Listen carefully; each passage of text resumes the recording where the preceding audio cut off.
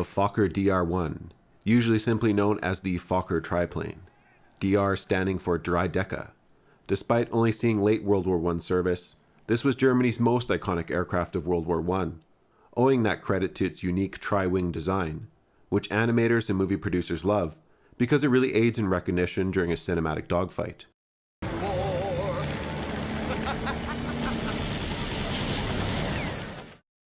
Despite triplanes ingrained in the minds of movie watchers as being distinctly German, the Fokker Dr.1's design was inspired by the British Sopwith triplane, which in early 1917 was outmaneuvering German biplanes.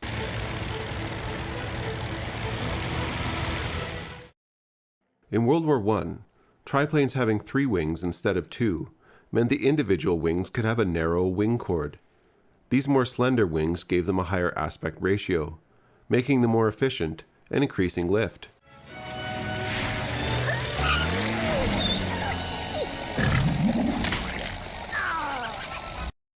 Sometimes the Dr.1 is referred to as a quadruplane. It technically has a 4th wing.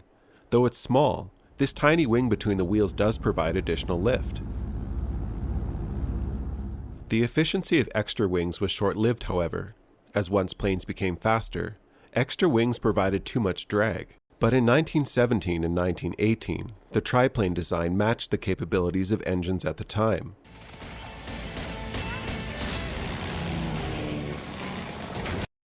The Dr.1 had 2 propeller blades and a 9-cylinder air-cooled rotary engine producing 110 horsepower.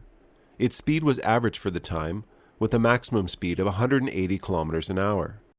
Armament was 2 machine guns, geared to fire between the propellers.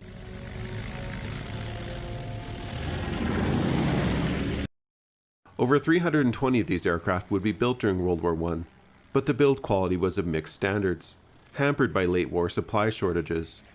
Early models had fragile wings, and issues including no weatherproofing, but what the Fokker triplane was excellent at was climbing and maneuvering, which made them an effective dogfighter for skilled pilots.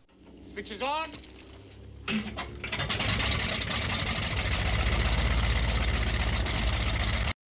The most famous pilot to use a Fokker triplane was of course Manfred von Richthofen, known as the Red Baron. However, the Red Baron flew a number of different aircraft, primarily Albatros D models, which is where he earned his nickname, having first painted his Albatros D3 red, after being promoted to squadron commander. The film Red Baron pays tribute to his first red Albatros. Very interesting.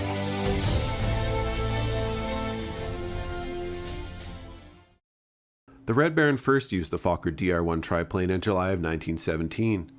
Only exclusively flying it after an issue with the wing strength was addressed in November. 19 of his 80 kills were with the Fokker Dr.1.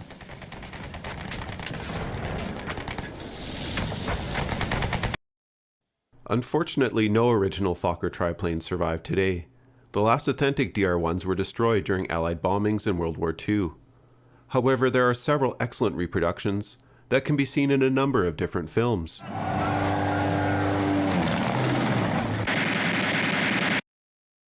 The Blue Max has a significant number of excellent flight scenes, using mostly dressed-up tiger moths.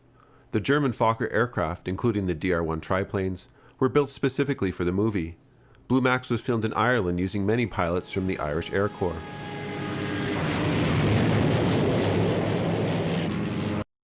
The same mock-ups from Blue Max were used in von Richthofen and Brown, one of the many big World War I aerial acrobatic movies, to feature lengthy non-CGI scenes.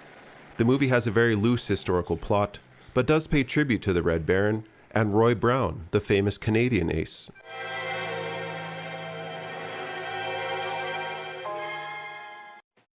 Flyboys uses a mix of CGI and flyable mock-ups, worth a watch if you temper expectations.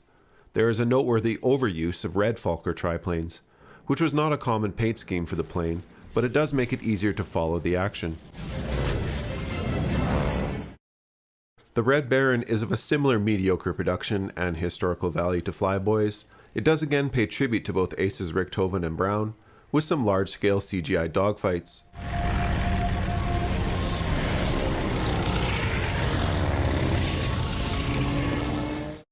Along with Blue Max, some of the best World War I stunt flying you'll see on film can be found in the great Waldo Pepper, not so much a war movie. Rather, it follows the life of a pilot in post-World War I America, working in the popular flying circuses of the era. Alright, I'm Johnny. Thanks for watching this quick brief on the Fokker Triplane and some of the movies where you can see it in action. I hope to see you in the next video. Contact, he shouts.